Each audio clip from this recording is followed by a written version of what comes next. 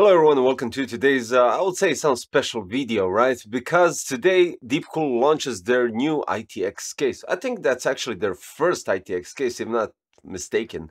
But regardless of that, today we have DeepCool CH160 and you have it in two color schemes. Black, as you can see right here, and white. And the cool thing about this case is that it can fit Assassin 4 without a problem, which is quite interesting because, as you remember, Assassin 4 is quite a chunk of an air cooler that actually some huge cases can't even fit it. So this is quite interesting.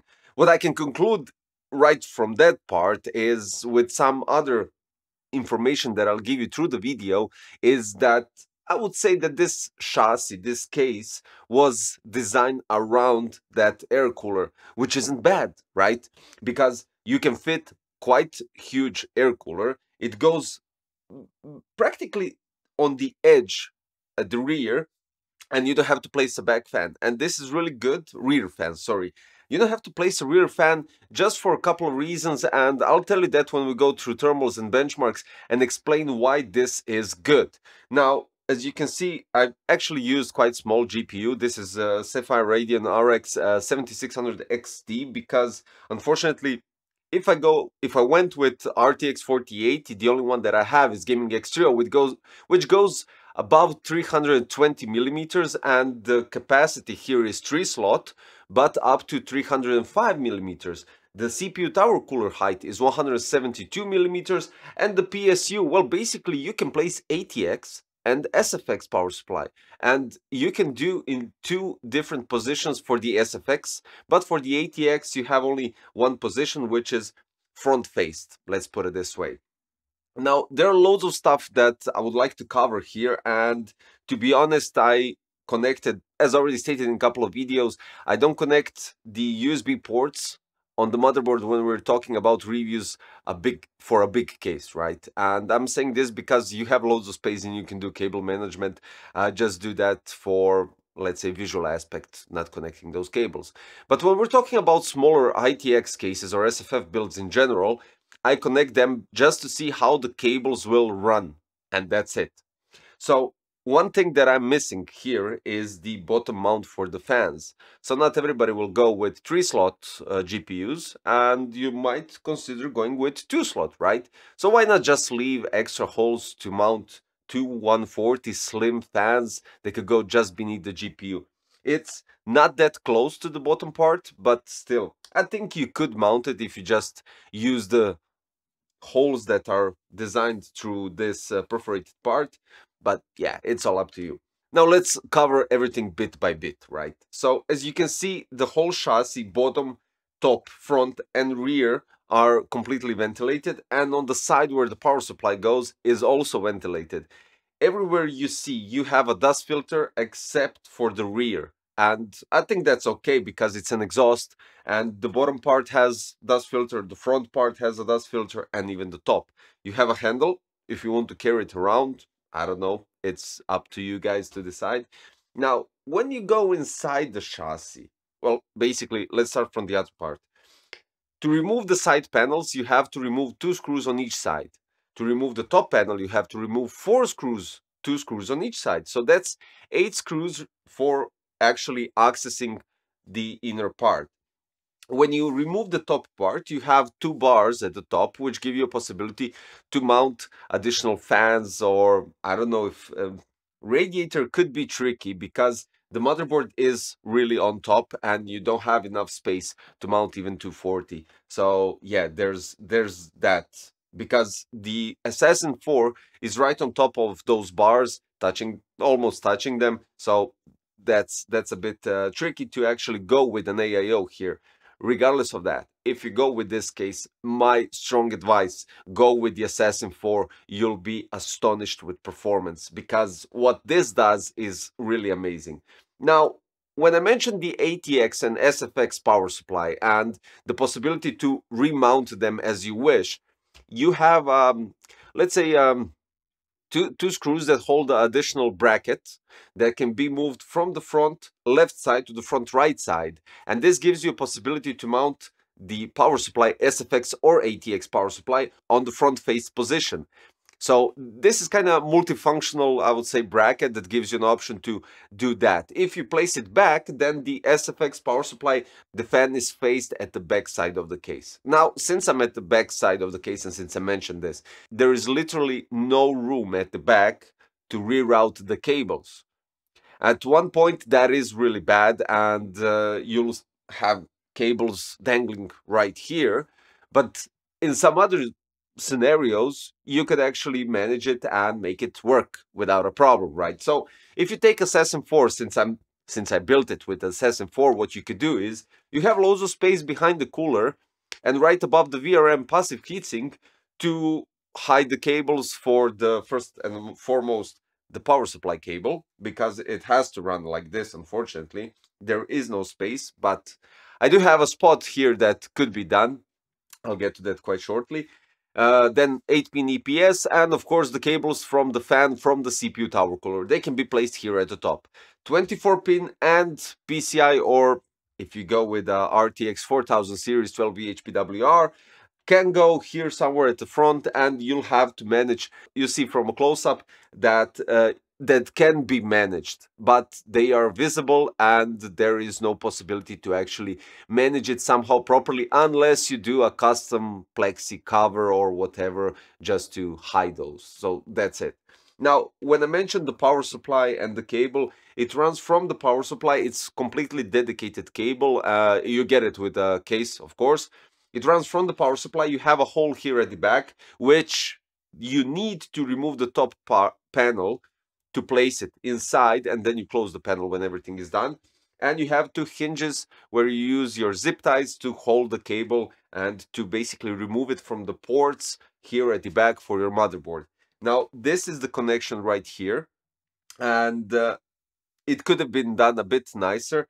Right here near the GPU at the bottom right side, there is a possibility to place, you know how SFX and SFF builds usually have that power supply connection, like an extension, that is attached to a case.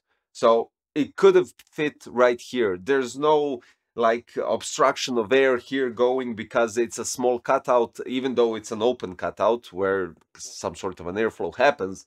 But it could have been placed right here, and it could have been done nicely. The cable could have been rerouted here on the front, and it just goes here. It would be such a simplistic, more elegant approach to the cable, even though they did place these ties at the back. So yeah, I mean, personal preferences. If you want, you can always cut out this part and place the adapter additionally. So it's all up to you to do some modding, I would say. Now, when we're talking about some additional stuff, you have here additional bracket. I mentioned prior the bracket for the ATX and SFX power supply. You have additional bracket right here on the front. You can mount 120mm fan, and you have possibility, if there is a possibility, to mount radiator fans and all the other stuff, some custom loop or whatever. You could do it right here, because you have some holes that are generated in a way that fits 120 fan, and I don't know if that is even possible when we're talking about with the power supply. I think it is, because they did state it in their specification that it fits 120. So let's check out the specs, because I was talking clearly about some things that I encountered. We have steel panel thickness 0.6, 0.8 and 1 millimeter, and tempered glass is 3 millimeter of thickness. It supports only mini-ITX, so it doesn't support mini-DTX motherboards. Front I/O ports, it's basically just what it needs. It doesn't need more than this. So you have USB 3.0, two of those. You have one USB Type-C generation 2, and you have one multi-port audio jack 3.5 millimeter for pole. So basically what I would say, this is just enough. This is just enough, the minimum that I would accept on a case. And the cool thing is that the power on and off button is basically lighting up in their greenish color, which is quite a nice touch. Actually goes quite nice in pair with the logo here on the Assassin 4. Now, let's go further. You have a possibility to mount on that bracket on front that I mentioned one 2.5-inch SSD, or one 3.5-inch hard drive, or front 120 fan. So you can choose one of those and you can do that. Then we have expansion slot, as I mentioned, 3 slot, up to 305 millimeters of length. And yeah, it would be tricky with GPU which has 12V HPWR, but if you take into consideration that some power supplies that do have angled 12V HPWR, you could manage it somehow here. And fan support, so front 120, top 2 120, and rear 120. I'll get to the rear part quite shortly. It doesn't support radiator, they stated that, that's it. And power supply support, ATX PS2, SFX, SFXL, maximum length 140 millimeters. Cable management, they even stated there is no possibility for that, but you could do some things. So what I wanted to say regarding the back fan. So the Assassin 4 takes out quite a big chunk of space inside the case. And honestly, I don't have any problems with that. It's a outstanding cooler, it does the job, and you'll see it very soon. But when we're talking about the rear fan and why you don't have to mount it. So on Assassin 4, you have one middle fan right here, and you have one fan here at the rear. So there, after this fan, there are no obstructions in the heatsink, which means that this fan right here is basically 1 centimeter away from the rear chassis, rear part of the chassis of the case. And this kind of acts as a rear fan, so you don't have to place anything at the back. And this is also really good because this way, I think we had a Jonesbow TK, no, it wasn't TK2, it was Jonesbow, that N3 NAS case that had loads of hot air accumulating inside, and the thermals went really high even on a lower TDP processor, even though the performance was still solid, but the thermals went up. Here we have a completely different scenario because of the rear fan on the Assassin. It's actually blowing out air automatically, no obstruction whatsoever, and is doing a great exhaust for the whole thing because there is no hot air accumulation inside, which honestly, it's really good. I think this is really good. And now we go to the benchmarks. So I did the 64 Extreme Editions, and I know some of these results will shock you when we take into consideration the compactness of this case. So CPU went up to 86 degrees. So let's think about this. Assassin 4, 86 degrees in such a small case, and clock speed 4775. The RX 7600 XT, even though it's not a card that should be heating up, it's 61 degrees, which is good because it doesn't have any intake except for the fans on the GPU. That's outstanding. I'm really satisfied. And now we go to Cinebench. When we take into consideration Assassin 4 dedicated review that I did in CH560, and here we get here 10, let's say 10 Celsius degrees lower thermals. So 70, 69, and 70, it stays there. But we get much higher clock speed when we're talking about the Assassin 4 in the CH560. So here we have 4750, 4775. It circulates around there. And then when we take into consideration, again, the Assassin 4 in the CH560, that it reached and passed 27,000. And here we have 26,450. And then it goes a bit down with 26,332, 305, eventually goes back to 405. On AMD Ryzen 9 7900X3D, as you already seen in my past reviews, these scores are outstanding.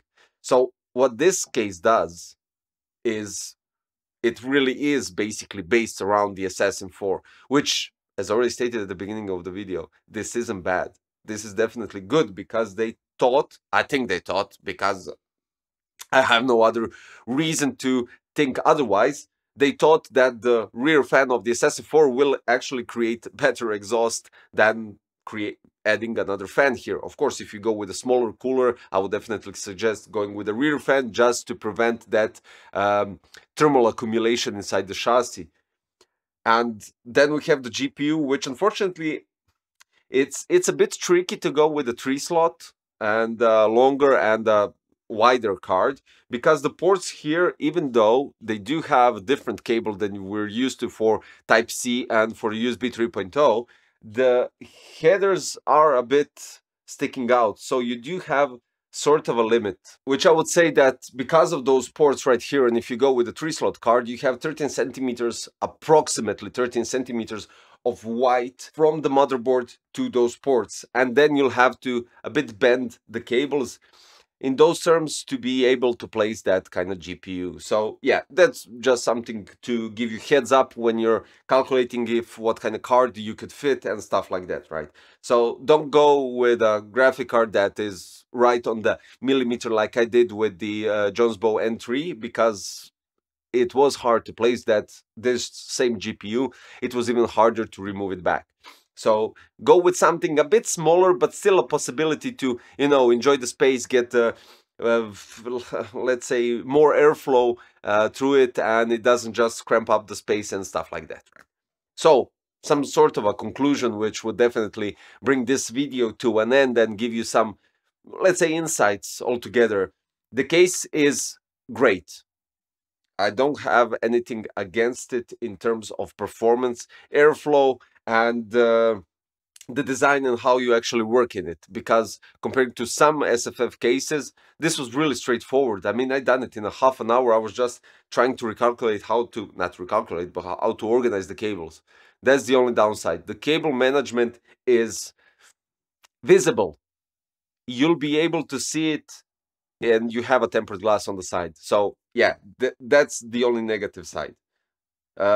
Unfortunately, there is no radiator support, which brings us to the point that you'll be forced with for great performance, you'll be forced to use Assassin 4, which on the other hand, as I also already stated, is a great choice for a cooler that will definitely cool a high-end CPU. So you're good to go with that. And in those terms, I can't complain here. I can't say anything against not having a support for AIO. You can add another here, 120 fan at the front. You can add 2.5-inch SSD or a hard drive. And the cool thing at the back, it's open, so you have a possibility to access that M.2 at the back of the ITX quite easy and quite straightforward. So all in all, I would say great case. Definitely deserves a PC Crazy performance badge just because of the thermals, performance, and everything what it did. And compared to a larger case, it still performs quite nicely, and let's be honest, it does outperform some AIOs. In terms of cable management, I can't say anything. I mean, you'll see most likely from others that they will also have that problem. But if you have an SFX power supply with shorter cables that could be managed, or if you go with a custom sleeved cables that are like exact measurement, then it could look quite nice. And I do have to admit that would definitely look fitting for this type of case. So all in all, thumbs up, without a doubt. PC Crazy, a performance badge, no doubt about it. This really did impress me. I didn't expect that, to be honest. And yeah, that's it. Love the small touches here with the DeepCool logo, DeepCool's color scheme here on the power button, and all in all, quite nice compact case. Just when you go and mount the Assassin 4, be sure to mount it properly. It doesn't flex the motherboard, it doesn't do anything, just mount it properly so it doesn't do any damage or whatever. And I'm just saying this in general, it doesn't matter with the CH160. So guys, that's it. I think that's it. In the description, you'll find a link for the CH160 black and white, and I'll also add the Assassin 4 black and white, so you can pair it up properly and actually get the maximum performance of an ITX that you wouldn't usually expect. That's it for today. If you desire to do so, you can always subscribe, hit the like button, and click the notification bell for supporting the channel, and would be much appreciated, of course. And I'll see you in another one. Thanks. Bye-bye.